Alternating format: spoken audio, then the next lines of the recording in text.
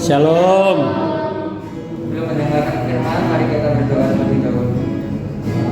Ya Tuhan, terima kasih atas berkat-Mu selama hari ini ya Tuhan. Sekarang kami akan mendengarkan firman-Mu. Kiranya berkatilah kami dan yang akan menjelaskan firman ini ya Tuhan. Terima kasih Tuhan. Dalam nama-Mu kami berdoa terlebih dahulu. Untuk tema yang akan saya bawakan pada hari ini adalah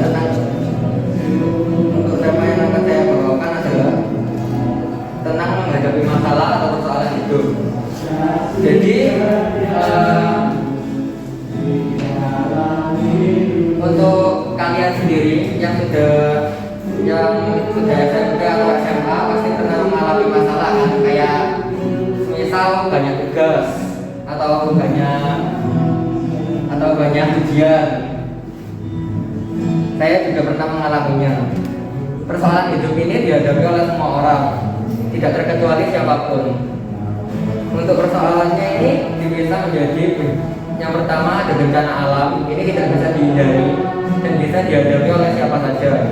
Dan yang kedua adalah persoalan yang bisa dihindari seperti yang saya jelaskan tadi, seperti ada ujian dan yang lainnya, itu masih bisa dihindari. Dari beberapa tipe persoalan tersebut, ada empat tipe manusia dalam menghadapi persoalan. Yang pertama, ada yang menghadapinya dengan rasa panik dan takut. Ketika seseorang menghadapi masalah dengan rasa panik dan takut, biasanya mereka menganggap masalahnya itu sebagai sesuatu yang mengerikan, seperti singa yang mau menerkam, atau seperti tsunami yang mau menghancurkan suatu kota. Orang tipe ini biasanya juga menganggap dirinya hancur dan tidak bisa melakukan apa-apa ketika menghadapi masalah ini. Yang kedua, ada manusia yang menghadapinya dengan dramatisasi. Jadi dia itu menganggap dirinya sebagai seorang aktor di pentas drama. Jadinya segala masalah yang dihadapinya itu merasa didramatisasi olehnya, seperti yang menghadapi suatu raksasa. Pola pikir yang seperti ini itu tidak menyelesaikan masalah, tetapi malah menambah masalah baru. Untuk yang ketiga, ada tipe yang menghadapinya dengan serius. Jadi tipe yang seperti ini itu lihai dalam menghadapi masalahnya. Dia bisa menghadapi masalahnya dengan cepat, segala persoalannya bisa diselesaikan. Tapi kalau yang mengatasinya tanpa berdoa dan meminta hikmat pada Tuhan, ia bisa saja mengambil keputusan yang salah. Untuk tipe yang terakhir, tipe yang menghadapi masalah dengan tenang. Orang yang seperti ini itu jarang ditemui.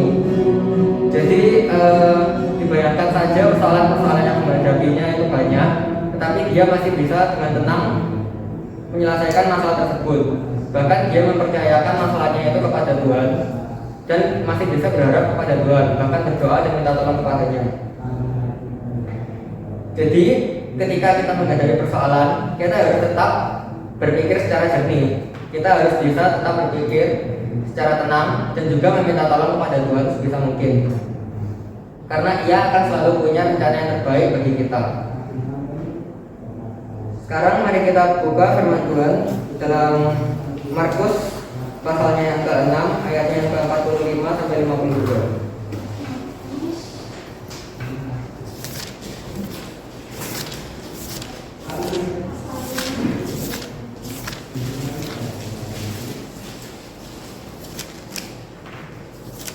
Markus pasal 6 ayatnya yang ke-45 sampai 52. Mari kita baca bersama-sama.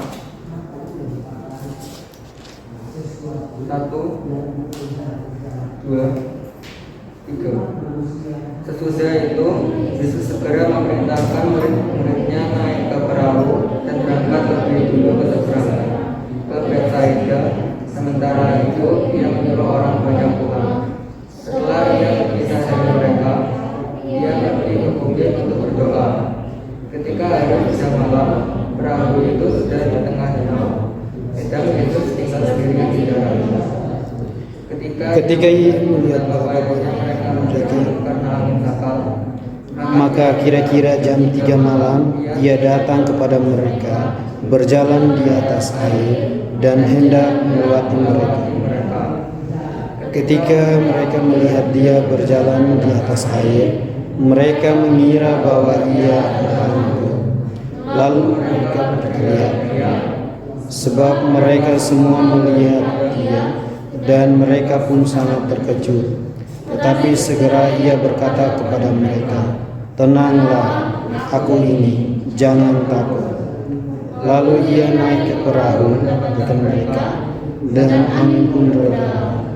Mereka sangat tercengang dan bingung, sebab sesudah peristiwa itu belum mengerti, dan hati mereka tetap degil. Jadi dari teks yang telah kita baca tadi, kita bisa tahu bagaimana murid-murid Tuhan yang sudah lama melayani, sudah lama ikut Tuhan dalam melayani juga, itu mereka mengalami masalah saat menyeberang dari Galilea, Kapernaum, kemudian ke seberang Betsaida. Jadi masalah yang mereka hadapi itu angin sakal tadi. Mereka sangat layak dalam menghadapi angin sakal ini, dikatakan dalam ayatnya tadi. Di sana dikatakan bahwa ketika hari sudah malam, perahu itu sudah di tengah danau ketika Yesus tinggal sendirian di darat. Ketika mereka melihat betapa payahnya mereka mendayung karena angin sakal,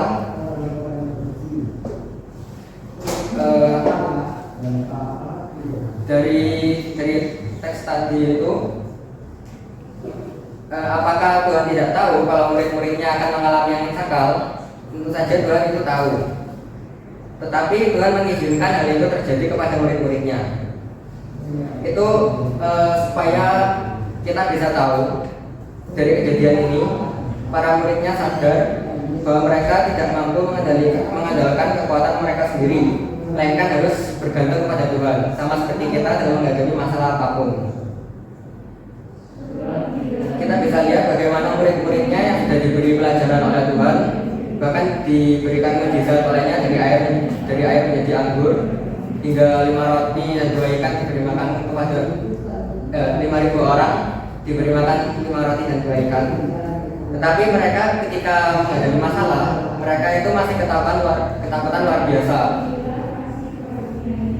Seringkali kalau kita refleksikan dalam diri kita sendiri, di tahun 2022 ini, yang mulai tahun 2020 ada pandemi ini, kita itu masih khawatir dengan pandemi ini, dimana yang pertama hanya ada COVID-19, tapi kemudian di tahun 2022 ini ada varian-varian barunya. Tenang dalam situasi sulit, kita bisa belajar dari firman Tuhan yang tadi. Kalau kita mengalami masalah, Tuhan tidak akan tinggal diam.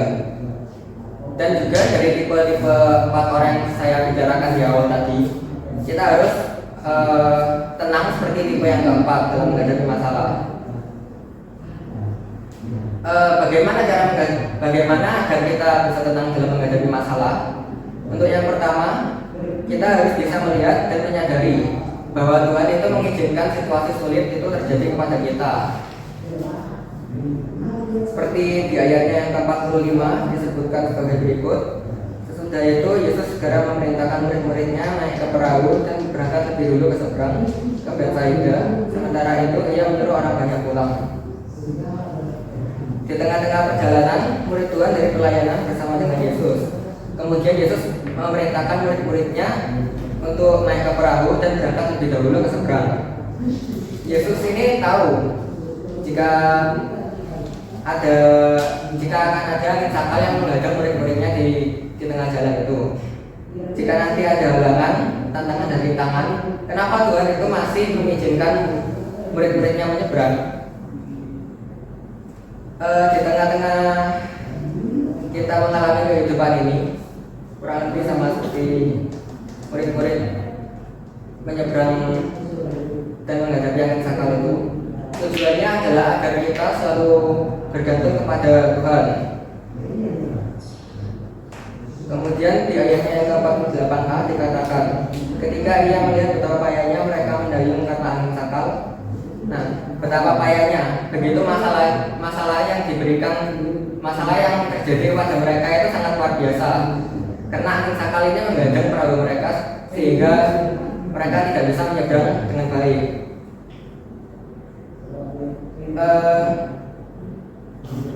Sebenarnya perjalanan mereka itu bisa ditempuh lebih cepat, tetapi Tuhan mengizinkan mereka untuk naik ke perahu dan menghadapi angin sakal tersebut.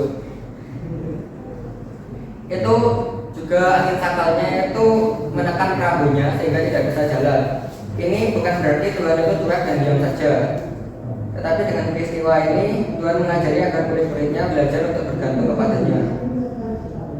Jadi jika di tahun 2022 ini kita ada kesulitan, tantangan dan lainnya, kita harus berpikir bahwa Tuhan mengizinkan masalah ini terjadi pada kita. Dia mengharapkan agar kita selalu berharap kepadanya, juga tenang dalam situasi yang sulit ini.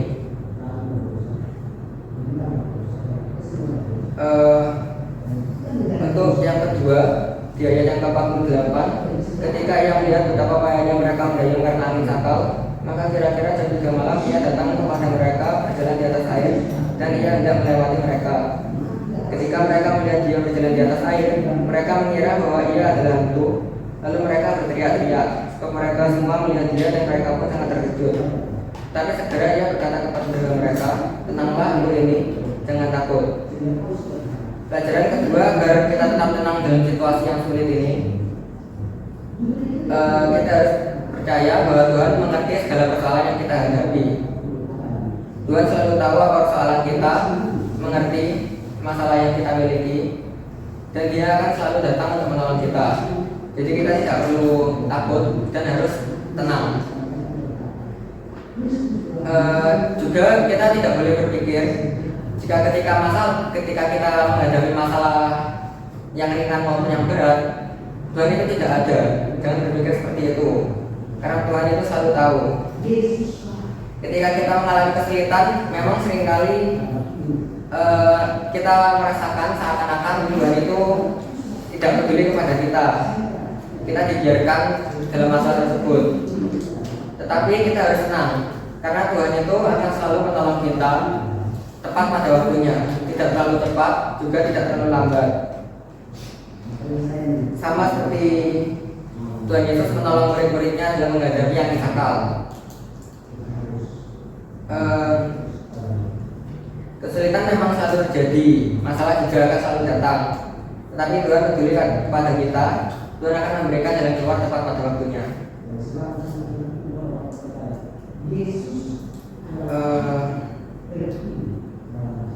Untuk yang ketiga, disebutkan pada ayatnya yang ke-51, lalu ia naik ke perahu mendapatkan mereka, dan angin pun berdalam.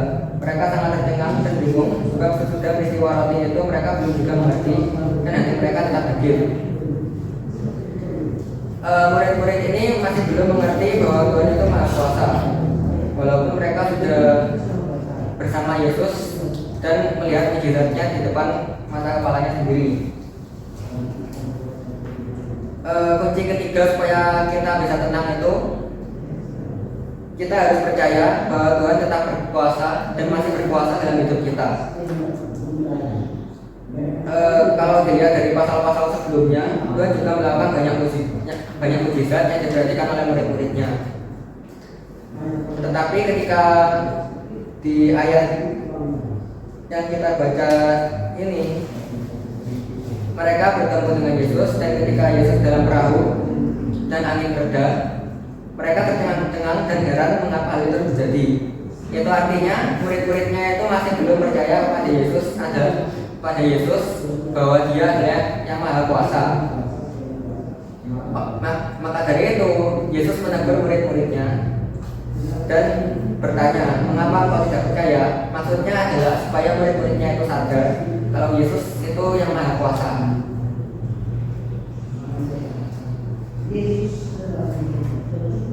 Kemudian untuk Selanjutnya